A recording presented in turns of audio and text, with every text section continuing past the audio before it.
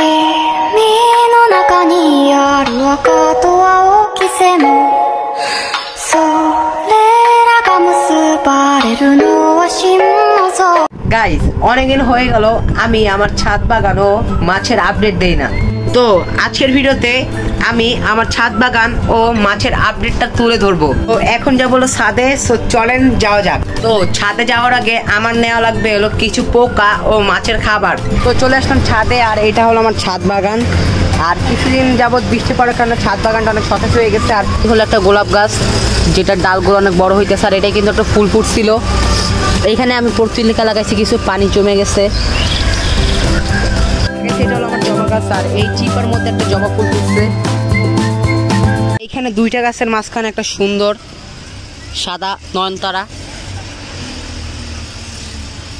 তো চলে আসলাম আমি আমার মাছের সেটআপে। আর আমি আমার মাছের সেটআপে কিন্তু অনেক পরিবর্তন করছি। এটা হলো আমার বর্তমান মাছের সেটআপ। আর এইখানে আছে আর এক পেয়ার মাছ।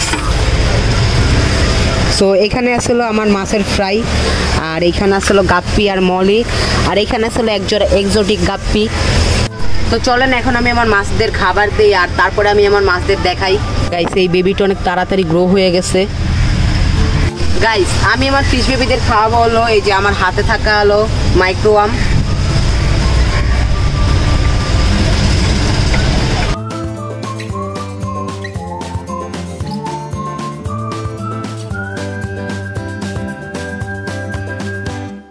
তো আমার আগের বেসের অনেকগুলো গাপ্পির বাচ্চা ছিল, প্রায় 20টার মতো, কিন্তু 20টা থেকে এখন আছে মাত্র 3টা। তো 20টা থেকে এখন মাত্র আসলে 3টা। সো ওই 3টা দেখাই এখন উঠাইয়া। গাইস এই একটা বেবি,